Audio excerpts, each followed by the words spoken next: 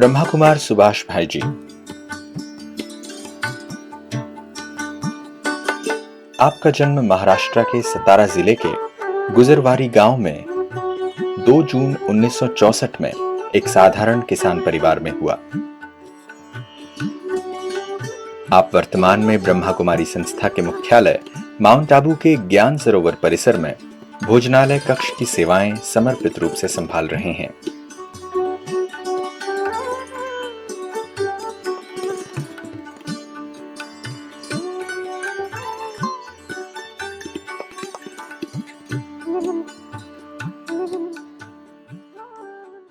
छोटे से गांव में मेरा जन्म हुआ और घर की परिस्थिति बहुत नाजुक थी, क्योंकि हमारा परिवार बड़ा था। करीब माँ बाप भाई बहनें मिला के 10 लोग थे। मुझे तो ये भी पता नहीं था कि ये चप्पल जो होते हैं वो छोटे बच्चे भी पहनते हैं। मुझे ऐसा लगता कि बड़े लोग ही चप्पल पहनते। और जब मैं 8वीं क्लास में गया तो मुझे चप्पल लाया परिवार वाले ने, तो उसको मैंने इनकार किया, क्योंकि चप्पल भी पहनना मुझे काटती थी। चप्पल पैर इतने मजबूत हो गए थे। लेकिन माँ को मैं देखता था, माँ के अंदर इतना मतलब वो गुण था, प्यार था।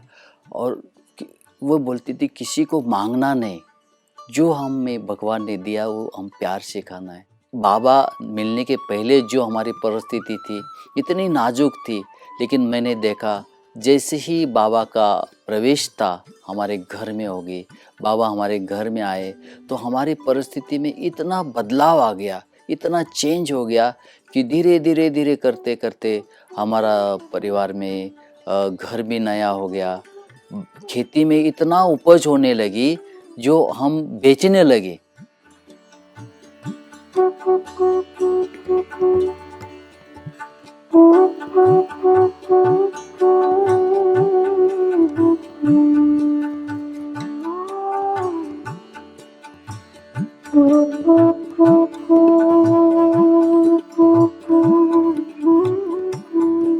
उन्नीस 1975 में आप ब्रह्मा कुमारी ईश्वरीय विश्वविद्यालय से परिचित हुए।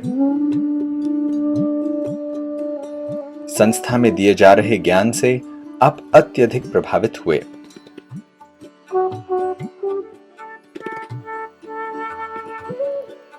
राजयोग के अभ्यास से आपने कई दिव्य अनुभव किए।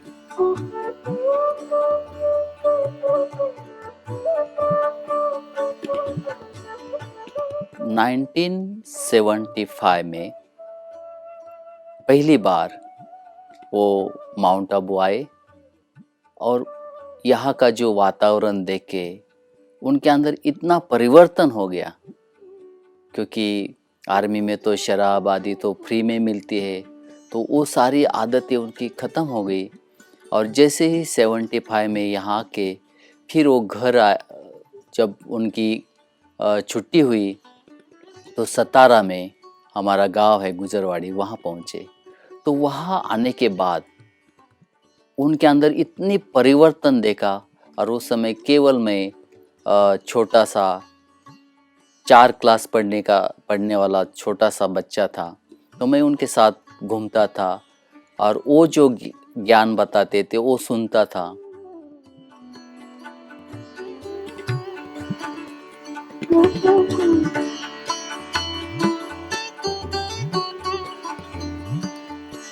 उन्नीस 1983 में पहली बार आप मुख्यालय माउंट आबू में आए। 2 मास सेवाओं के लिए रुकने के बाद आपने यह अनुभव किया कि यही जीवन सच्चा जीवन है, और आपने अपना पूर्ण जीवन ईश्वरीय सेवा में समर्पित करने का निर्णय ले लिया।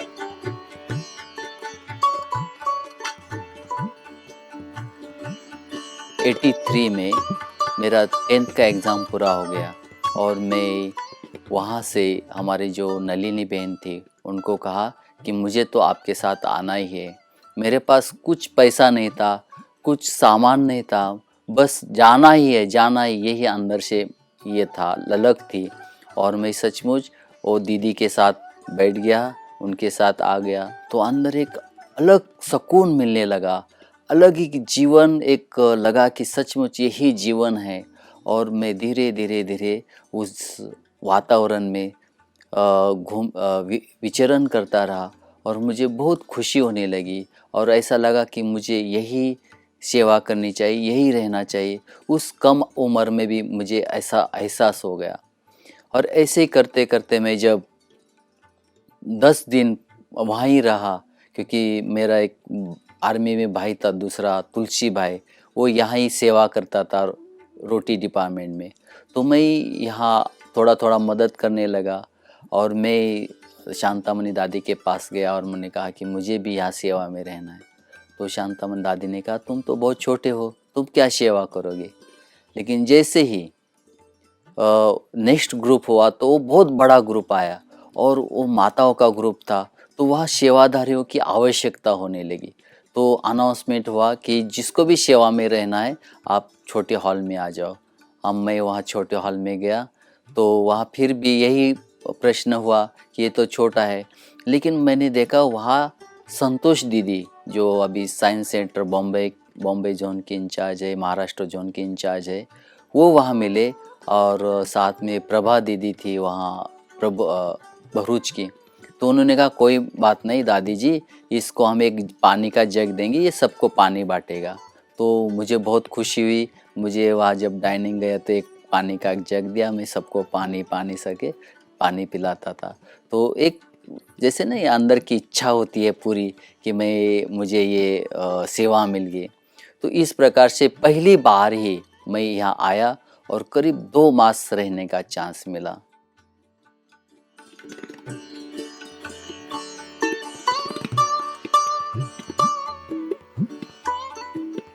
तपस्वी दादियों व संस्था के वरिष्ठ भाई बहनों से आपको बड़े प्यार से पालना मिली,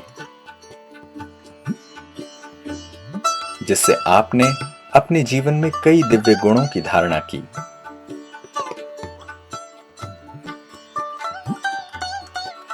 हर साल मेरा यही लक्ष्य रहता था, जैसा मेरे एग्ज़ाम पूरी होती थी मैं सीधा यहाँ मधुबन पहुँच जाता था। तो शुरू में जैसे मैं आता था तो मेरा कनेक्शन सूरज भाई और भोली दादी के साथ हुआ। सबसे पहले जब मैं भंडारे में गया तो मैंने कहा मुझे सेवा करनी है। तो बोला क्या सेवा करनी है सूरज भाई ने, जो भी सेवा। तो वो उन्होंने देव भाई को बोला देव भाई ये इसको बच्चे को कुछ सेवा दो। तो उन्होंने मुझे कहा अच्छा ये कपड़ा लो और ये दरवाज़ा साफ़ करो। तो मैंने कहा ये सेवा होती है। मैं कपड़ा लिया और दरवाज़ा साफ़ करना शुरू कर दिया। तो जैसे लेकिन मन अंदर ये था कि ये सेवा होती है। तो इतने में मैंने देखा कि बाजू में सूरज भाई एक वॉश मशीन है ना, वो बड़े प्यार से धुलाई कर रहे थे, घिस मतलब अच्छी तरह से उसको घिस के। तो मैंने देखा इतना बड़ा हस्ती है और ये वॉश मशीन धुलाई करते, मैं तो कुछ भी नहीं है और तो ये क्या। तो वो जो पॉइंट था मेरा कि वो टर्निंग पॉइंट था कि ये सेवा हमें कैसी करनी चाहिए, किस ढंग से करनी चाहिए, क्योंकि सेवा तो बाबा की सेवा है। एक बार क्या हुआ कि वहाँ एक महाभारत या कुछ ऐसा, कुछ श्री कृष्ण का सीरियल चल रहा था कुछ ऐसा। तो सभी लोग हैं ना वहाँ मेडिटेशन हॉल में गए सभी लोग। तो मेडिटेशन हॉल में सब लोग गए तो निर्भय भाई अकेले वहाँ थे। और उन्होंने कहा कि सब लोग कहाँ चले गए। तो मैंने कहा ऊपर थोड़ा वो कुछ चल रहा है, वीडियो दिखा रहे। तो बोला तुम नहीं गए। नहीं मेरा, मैंने कहा ड्यूटी है आज इधर। तो मैं वहाँ बैठा था। तो उन्होंने कहा आज से करो, तुम भी चले जाओ, देखो मैं यहाँ हूँ। तो नहीं मेरा तो यहाँ ड्यूटी है, मैं नहीं जा सकता। तो फिर उन्होंने कहा अच्छा तुम्हारा ड्यूटी है, तो चलो ठीक है तुम्हारा ड्यूटी मैं करूँगा, जाओ तुम भी देख के आ जाओ। तो मेरे को अंदर तो था ही, देखने का मन तो था ही, छोटा तो था। तो मैंने देखा जो बड़े लोग हैं कैसे मतलब प्यार भी करते हैं, और इतना बड़ी हस्ती होने के बाद भी मेरे ड्यूटी उन्होंने, सिक्योरिटी की ड्यूटी उन्होंने संभाली। तो इस प्रकार से कई बार हम लोग भोली दादी के पास जाते, क्योंकि भोली दादी बोलती देखो ना नहीं कहना है, कभी ना कहना माना नास्तिक। तो एक बार क्या हुआ, क्लास के समय कोई गेस्ट आने वाले थे, कुछ उनको भोजन कराना या कुछ काम था। तो दादी ने कहा कि इधर आओ। तो मैंने कहा दादी जी मुझे तो क्लास में जाना है। तो दादी जी ने मुझे ऐसी एक चिमटी दिया, बोला क्लास में, ये जो वीआईपी आएगा उसको अगर भोजन नहीं मिलेगा तो क्लास से क्या फ़ायदा होगा। हाँ, तो उन्होंने बहुत प्यार से समझाया कि क्लास तो अब तुम बाद में भी सुन सकते हो, लेकिन अभी तुम्हारी ज़रूरत है ये काम करना। तो इस प्रकार से छोटी छोटी बातें भी दादी जी मुझे समझाती थी। और बहुत प्यार, जब मैं काम पूरा करता था तो मेरे पीठ पे हाथ घुमाती थी और बहुत पुचकारती थी, प्यार करती थी। तो मुझे जैसे ना कि ये एक मेरी दूसरी माँ है।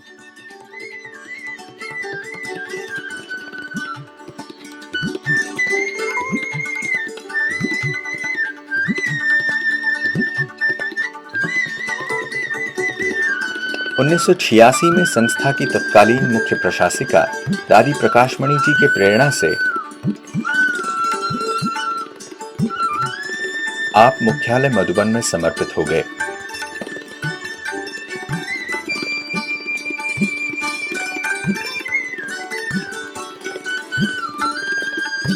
मधुबन में 10 साल आपने भोजन विभाग में सेवाएं दी। जब ज्ञान सरोवर परिसर का निर्माण हुआ तो आपको ज्ञान सरोवर भोजनालय की सेवाओं के लिए निमित्त बनाया गया।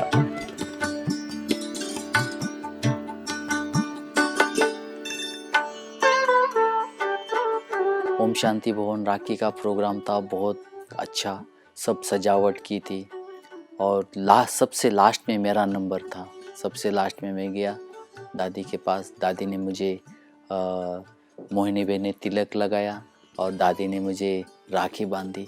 राखी बांध के दादी ने मुझे 2 बार हाथ में हाथ ऐसे मिलाया ज़ोर से और बोला आज से तुझे यहीं रहना है। बाप रे, मेरे तो एकदम खुशी का पारा नहीं रहा कि दादी ने कहा आज से तुम्हें यहीं रहना है। फिर दादी जी ने कान में बताया, एक तो संग दोष में नहीं आना और एक बाप दूसरा ना कोई, बस ये 2 मंत्र याद रखना। और मैं वहाँ से उठा। उसके बाद क्या हुआ मुझे कुछ समझ में आया, सीधा मैं बाबा के रूम में गया, जो मेरे ज़िंदगी में एक खुशी का क्षण था। क्योंकि मैं करीब 3-4 साल से ट्राई कर रहा था कि मुझे रहना है। और दादी प्रकाशमणि दादी ने जैसा ठप्पा लगा दिया। उसके बाद मुझे कुछ दिन में रोटी डिपार्टमेंट में सेवा की। और उसके बाद जैसे ज्ञान सरोवर बना 1995 में ज्ञान सरोवर बन गया, तो दादी जी ने कहा कि अभी आप यहाँ तो आप एक्सपर्ट हो गए, भरपूर हो गए, अभी आपको ज्ञान सरोवर जाना है। तो सूरज भाई को और दादी जी को भी मैं मना नहीं कर सकता था, तो मैंने ठीक है यस कर दिया। तो मैं फिर ज्ञान सरोवर गया। तो ज्ञान सरोवर में मुझे वहाँ डाइनिंग की सेवा का निमित्त बनाया कि डाइनिंग। अब मुझे डाइनिंग के बारे में थोड़ा बहुत नॉलेज था, ज़्यादा नहीं था, लेकिन बाबा ने मुझे इतना परफेक्ट मतलब इतना सिखा दिया कि आज मैंने देखता हूँ कि संसार के मतलब हमारे जो भी ब्रह्मा कुमारी संस्था में जो वीआईपी आते हैं वो ज्ञान सरोवर में रहते। और चाहे प्रधानमंत्री हो, चाहे सीएम हो, गवर्नर हो, सबकी सेवा करने का चांस मिलता है। एक बार तो मुझे याद है मैं बॉम्बे में था, गुलजार दादी वहाँ आए थे। तो मेरे बाजू में एक ऑफिस था, उसका उद्घाटन करके चले गए। और दूसरे सेंटर पे जाने के बाद गुलजार दादी को किसी ने बताया, एक भाई ने, कि सुभाष को मिले क्या। तो मैंने कहा, उन्होंने कहा नहीं हमको पता ही नहीं। तो फिर उन्होंने फ़ोन लगा के दिया। तो गुलजार दादी ने जो मेरे से बात किया वो एकदम दिल को इतना गहराई उतर गई कि मैं उससे जैसे ना ताकत आ गई। दादी ने कहा देखो मेरे से एक भूल हो गई। मैंने कहा दादी आपसे क्या भूल हो सकती। नहीं मैं आप वहाँ हॉस्पिटल में और आपको मिली नहीं। तो दादी ये तो आपको पता नहीं था इसलिए। तो दादी ने कहा अच्छा तुम अभी जल्दी तैयार होके जल्दी मैदान में आ जाओ। तो दादी ने जो एक जैसे वरदान दे दिया ना, और एक तो चीज़ लगी कि इतनी बड़ी हस्ती होने के बाद भी उनके अंदर कितनी निर्माणता है, इनके अंदर कितनी निर्माण हो के मेरे से बात किया। मैं तो कितना छोटा हूँ, तो हमें भी ऐसे निर्माण बनना चाहिए।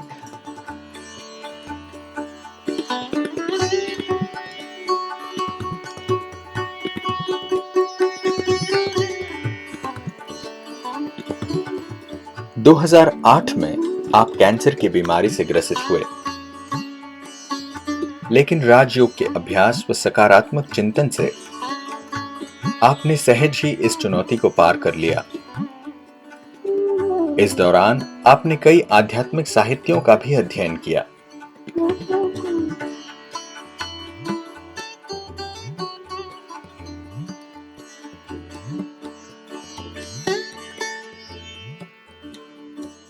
मुझे कैंसर जैसी बहुत बड़ी एक डिसीज हो गई 2008 में, और मैं सोचा कि इस कैंसर से अब क्या करें, क्योंकि कैंसर बोलते लोग एकदम डर जाते ना। तो मेरे को इतना सालों से जो मेडिटेशन का अभ्यास किया था, योगा अभ्यास किया था, इससे मुझे इतना ताकत मिली थी। मैंने वो चीज़ को ऐसा अप्लाई किया अपने आप से कि ये भी एक परीक्षा है, एग्ज़ाम है, मुझे इसमें पास होना है। तो मैं धीरे धीरे अपने आप को सेट किया। मुझे याद है जैसे मुझे पता चला कि मुझे कैंसर हुआ है, तो एक मिनट के लिए तो मेरा आंखों के अंधेरा छा गया आंखों के आगे। मैं लिफ्ट से ऊपर जा रहा था। जैसे 6वें मंजिल में पहुंचा, मैं अपने आप को इतना सेट किया कि बाबा, अगर मेरी यहाँ ज़रूरत है तो मुझे यहाँ रखना, अगर मेरी यहाँ ज़रूरत नहीं, आपके पास ज़रूरत है तो मुझे आपके पास ले जाना। इस पॉइंट से मुझे एकदम नॉर्मल कर दिया, और मैं फिर उसी स्टेज से, उसी हंसी खुशी से मैं आगे बढ़ता गया। मेरा पहला कीमो, दूसरा कीमो, ऐसे कीमो 6 कीमो हो गए। 6 कीमो के बाद मैंने देखा मेरे सारे बाल सारे उड़ गए थे, एकदम वीकनेस, मैं खुद उठ भी नहीं सकता था, इतनी परिस्थिति हो गई थी। लेकिन जो अंदर जो माइंड था वो पावरफुल था। कोई भी पूछता था आप कैसे हो, तो फ़ोन पे कई लोग पूछते थे हाँ कैसी तबीयत है, तो मैं उनको हंसाता था, अरे मैं तो बिल्कुल अच्छा हूँ, मुझे कुछ नहीं हुआ, मैं खुश हूँ। तो वो लोग हैरान होते थे कि यार ये तो कैंसर वाला पेशेंट ये कैसे बोल रहा है ऐसे। क्योंकि इतनी मतलब वीकनेस होने के बाद भी मैं अपने आप को इतना मतलब मजबूत कर दिया था। उस समय मुझे एक बहुत बड़ी हेल्प मिली थी। वो जो हमारे जो जगदीश भाई जो राइटर है संस्था के, तो उनके जो लिटरेचर था वो मैंने खूब पढ़ा, और उससे भी मुझे बहुत अच्छी प्रेरणा मिली। कैंसर के समय मैं ये बताना चाहता हूँ कि आपका जो मन है, मानसिकता एक पावरफुल होनी चाहिए। और दवाई तो चलती है, केमोथेरेपी तो चलती है, दवाई चलती है, उसके साथ साथ हमारा जो मन पावरफुल होगा तो उसका शरीर पे बहुत असर होता है। कई बार हम लोग ये चीज़ें भी करते हैं ना कि भाई मुझे कैंसर हुआ, मुझे कैंसर हुआ। मैं तो किसी को भी बोला नहीं कि मुझे क्या हुआ करके। जो भी पूछता था मैं उनको बोलता मैं बहुत अच्छा हूँ, मैं अच्छा हो रहा हूँ, सब कुछ ठीक है। तो ये पॉजिटिव थिंकिंग जो होती है वो हमारे शरीर को जल्दी कवर कर देती है। मैंने देखा कि हर समय हमें खुश रहना ज़रूर है। हर परिस्थिति में, हर समय हमें खुश रहेंगे तो बड़ी से बड़ी बीमारी भी एकदम कमज़ोर हो जाती है, और हम उससे उठ जाते, जल्दी उस बीमारी से निकल जाते हैं। क्योंकि सबसे बड़ा जो डर होता है मरने का डर होता है। हर एक जैसे ना कोई बीमार होते अभी क्या होगा, मेरा क्या होगा, मरने का डर ही हमें मारता है। इसलिए सबसे पहले हम मरने से डरो नहीं। मरने से डरना ही क्या है, क्योंकि मरना है ही क्या, एक शरीर छोड़ के दूसरा शरीर लेना है, एक कपड़ा बदल के दूसरा लेना है, तो इसमें इतना इम्पोर्टेंस तो है ही नहीं। तो जब तक हम हैं इस शरीर में तब तक हमें खुश रहना है, मस्त रहना है, और इस शरीर का इसका आनंद लेना है।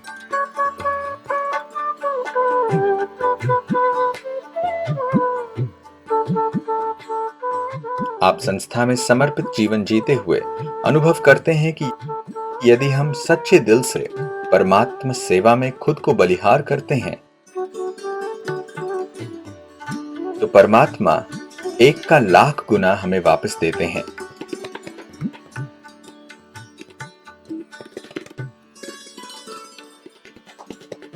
आपका खुशनुमा जीवन और सरल चित्त व्यक्तित्व सभी को आकर्षित करता है।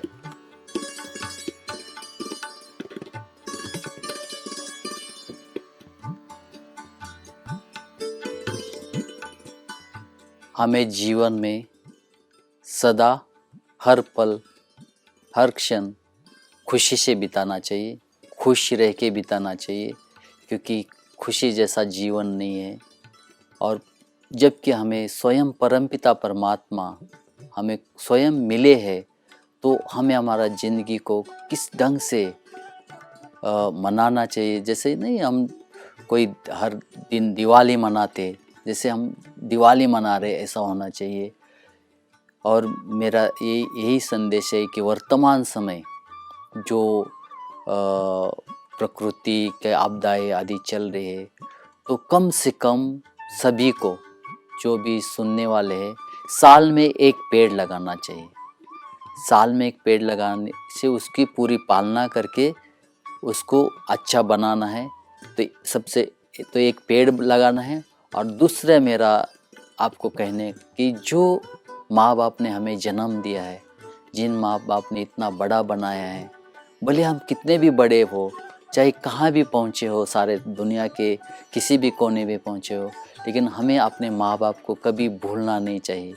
हमारे जो वरिष्ठ है, हमारे जो दादियाँ हैं, हमारे जो बड़े, उनको कभी भूलना नहीं चाहिए, क्योंकि उन्हों के कारण आज हम यहाँ तक पहुँचे हैं।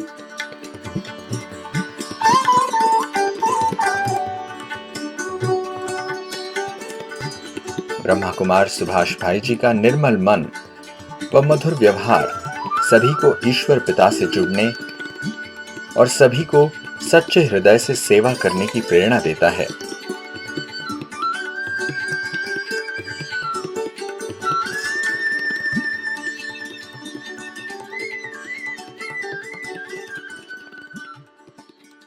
आज आपने मुलाकात की बीके सुभाष भाई जी से और जाना कि कैसे राजयोग से मन तन को स्वस्थ किया जा सकता है, जीवन में रूपांतर किया जा सकता है, जीवन को नई ऊर्जा से भरा जा सकता है। दोस्तों, रूहानी राहों पर सच्ची आज़ादी है। रूहानी राहें एक नए जीवन की आदि है। रूहानी राहों पर दूर होती हर व्याधि है। रूहानी राहों पर सारे समाधान हैं, इसमें सच्ची समाधि है। हम फिर मिलेंगे आपसे अगले एपिसोड में किसी और विशेष योगी के साथ, और आपकी पसंद का कार्यक्रम होगा यही, जो है रूहानी राहें। ओम शांति, नमस्कार।